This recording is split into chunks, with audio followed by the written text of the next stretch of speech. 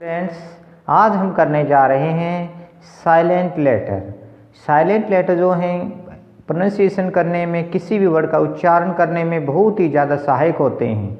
यदि हमें silent letter का पता नहीं है तो हमारा जो उच्चारण है वो गलत हो सकता है, इसलिए हमें साइलेंट लेटर को ज़रूर सीखना चाहिए।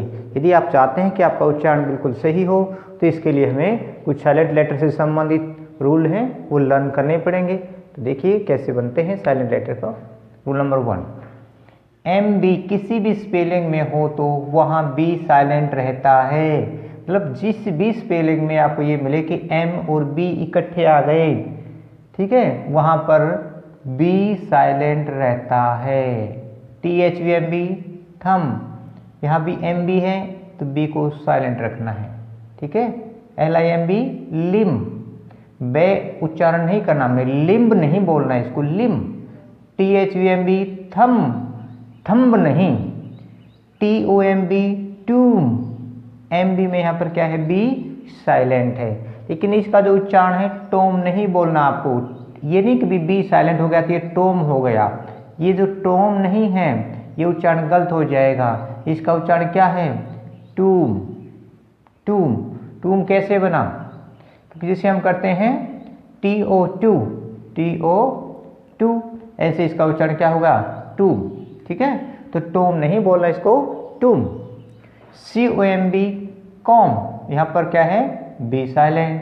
BOMB बॉम, बम नहीं, बॉम। NUMB नम, B silent. CLIMB climb, B silent.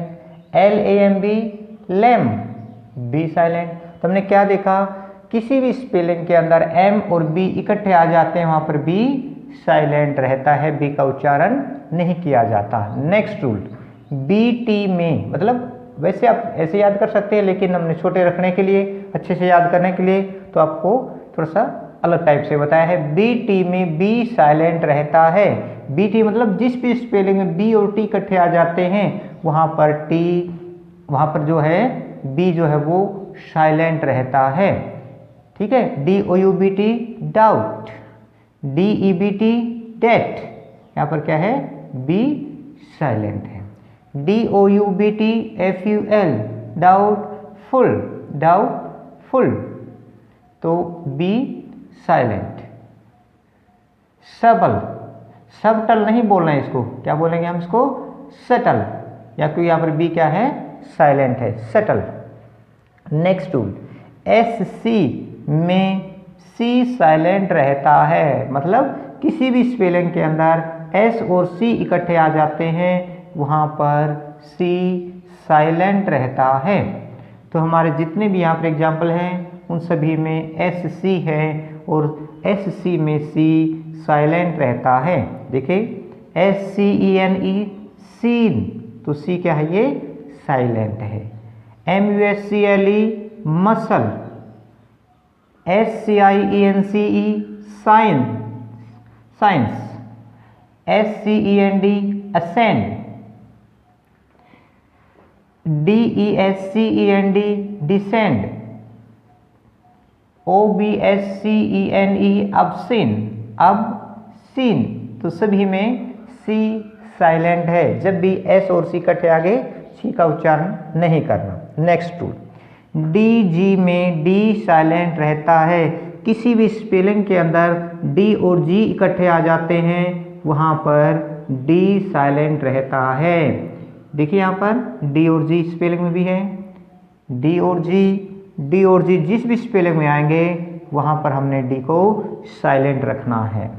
जैसे एग्जाम्पल देखिए जरा, प्लेज, PLEDGE प्लेज, प्लीज नहीं बोलना इसको, प्लेज, क्योंकि डी साइलेंट है।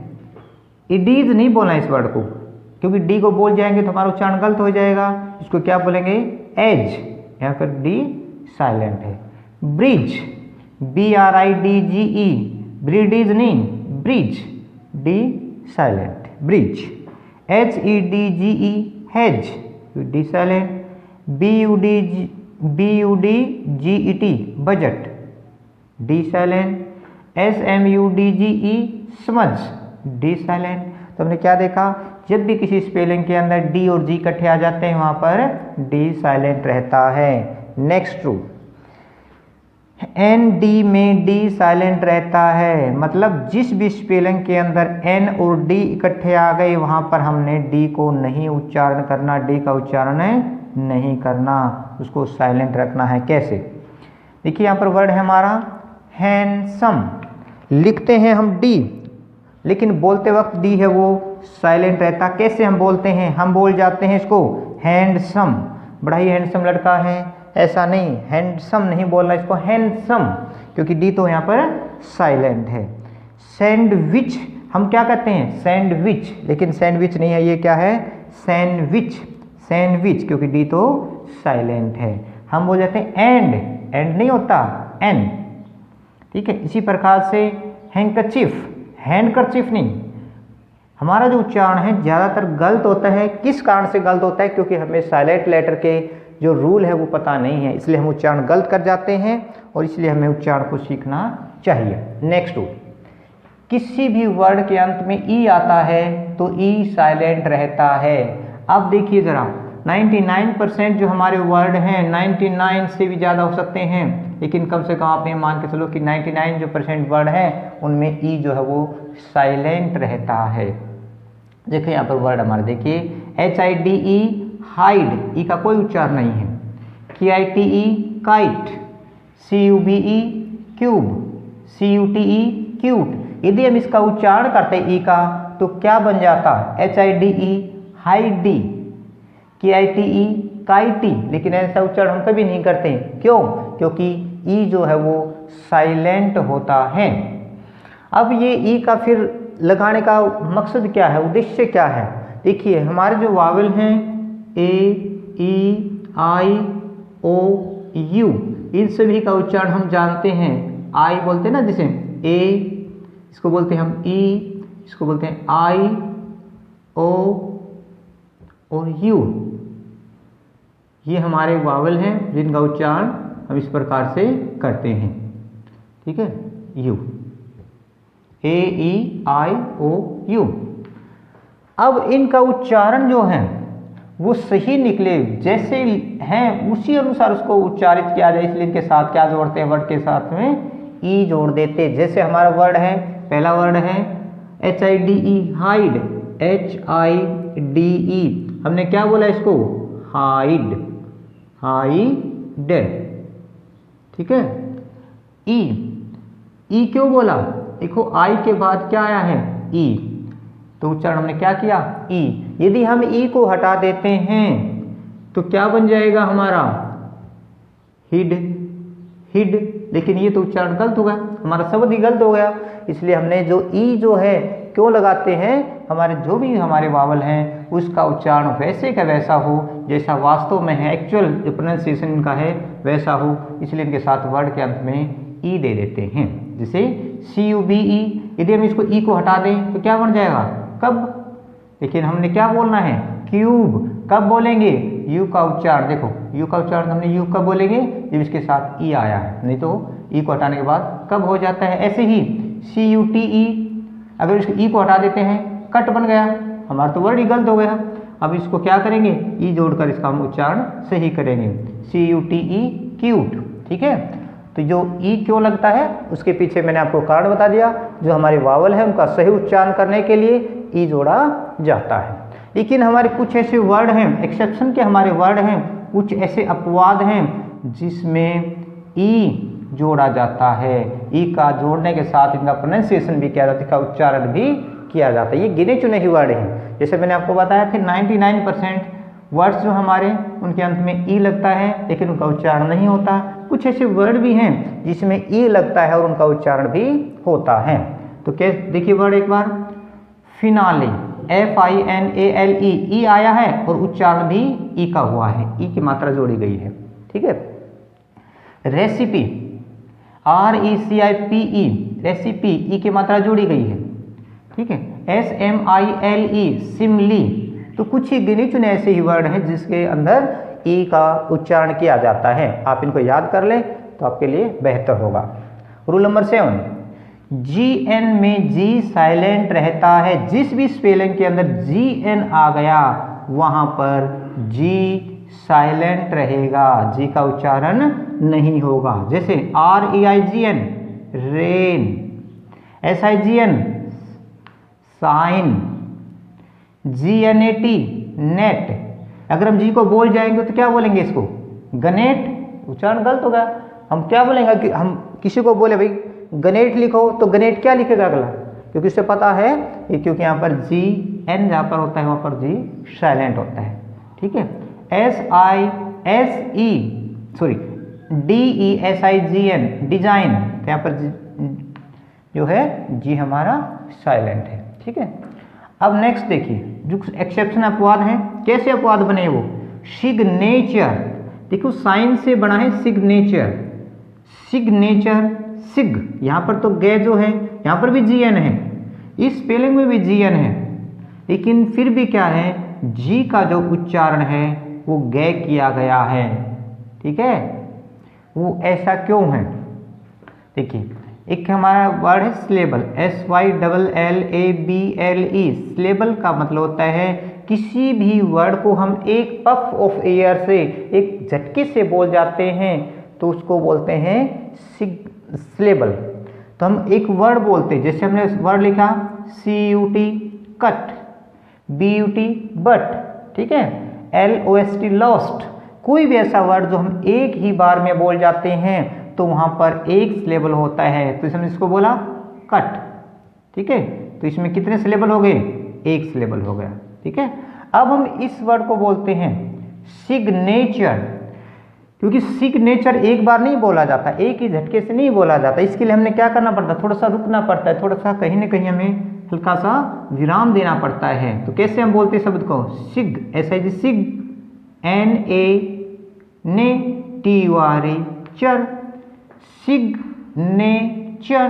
तो इसका मतलब क्या है कि जैसे हम कट को बोला, कट एक वावल हो गया, मतलब एक सिलेबल हो गया। ऐसे ही अगर हम इसको बोलते हैं तो अलग अलग साउंड से थोड़ा सा रुक कर बोला जाता है। तो इसमें कितने सिलेबल हो गए? सिग एक सिलेबल, ने दो सिलेबल, चर तीन सिलेबल। तो इसमें क्या हो गया? तीन सिलेबल है। सिग्नेचर में कितने सिलेबल हो गए? तीन। इसी प्रकार से मैग्नेट, मैग, MEG मैग एक सिलेबल, नेट दो सिलेबल। तो मैग्नेट में दो सिलेबल हो गए। यदि हमारा GN से कोई वर्ड बनता है, GN किसी भी स्पेलिंग में होता है और उसमें एक सिलेबल है तो वहाँ पर G साइलेंट रहेगा। एक से ज़्यादा सिलेबल है तो वहाँ पर G साइलेंट नहीं रहेगा, जैसा कि हमने इसमें सिग्नेचर में देखा। क्योंकि इसमें कितने सिलेबल हो गए? तीन, इसलिए ग की साउंड आ गई। मैग्नेट में दो सिलेबल, ग की साउंड आ गई। क्लियर? नेक्स्ट रूल देखिए, WH में H साइलेंट होता है। जिस भी वर्ड में WH आता है हमारा तो वहाँ पर H जो है वो साइलेंट रहता है। जैसे वर्ड देखिए WHET व्हाट, व्हाट, वाइट नहीं बोलेंगे क्योंकि H किसकी साउंड देता है? तो है की साउंड देता है, लेकिन हमने H को क्या करना है? साइलेंट करना है। यदि हमने H को साथ बोल दिया तो वह है की साउंड देगा, लेकिन है की साउंड को हमने नहीं बोलना है, तो यहाँ पर क्या है? साइलेंट रखना है। तो वर्ड देखिए हमारा WHET what, WHEN when, WHERE where. यहाँ पर जो है R भी साइलेंट है, इसलिए मैंने इसको ब्रैकेट में लिखा है। R कब साइलेंट होगा हम अपने वीडियो में इस तरह के एक बार बनाएंगे जिसमें आपको देखेंगे R कहाँ पर साइलेंट होता है। Y, WHY, ठीक है। when, WHEN when, वहन नहीं when, WHEN when, क्योंकि यहाँ पर H क्या है? साइलेंट है। ठीक है। WHILE while नहीं, while, while, क्योंकि यहाँ पर H क्या है? साइलेंट है। WHIT white नहीं, white, white, H साइलेंट है। नेक्स्ट देखिए रूल, WHO से बनने वाले वर्ड में W साइलेंट रहता है। WHO देखिए किसी भी स्पेलिंग में WHO आता है तो इसका मतलब हमने उसमें W को साइलेंट रखना है। ठीक है। वर्ड देखिए WHOSE ह्यूज, यहाँ पर क्या है? W साइलेंट है। अगर W बोला जाता तो वह की साउंड बोलता, वह यूज हो जाता, ठीक है ना, लेकिन यहाँ पर तो W साइलेंट है, इसलिए हम इसको क्या बोलेंगे, हुज, WHOM, हुम, WHOL, whole.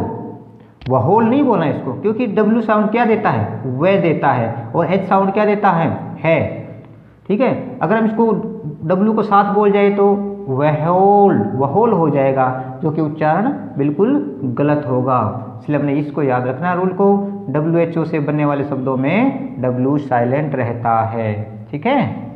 Next rule, H silent वाले वर्ड, ये वर्ड जो है ना केवल 4 ही हैं, केवल 4 ही ऐसे वर्ड हैं जिनके अंदर H साइलेंट होता है, H से शुरू होने वाले वर्ड हैं और जिनमें H से नहीं बोला जाता। देखिए कौन कौन से वर्ड हमारे 4। फर्स्ट वर्ड हमारा आवर, आवर, हम इसको आवर बोलते हैं, लेकिन यहाँ पर R जो है वो साइलेंट होता है, ठीक है, आवर, इसलिए मैंने इसको ब्रैकेट में लिखा है।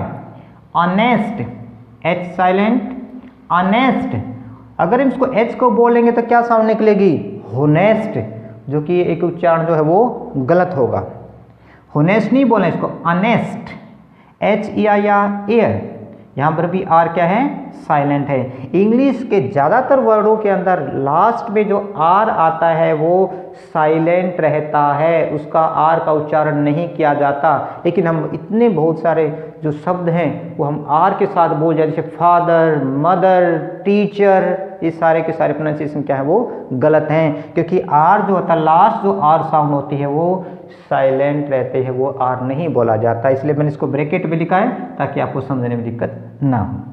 HEI या एयर, HONOUR, ऑनर, ऑनर नहीं ऑनर, R ब्रैकेट में लिखा है क्योंकि ये साइलेंट है।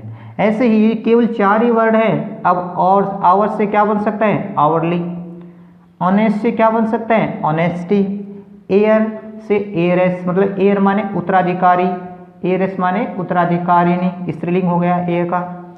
HONOUR, ऑनर, और ऑनर से बन गया ऑनरेबल, और ऑनरेरी भी हो सकता है।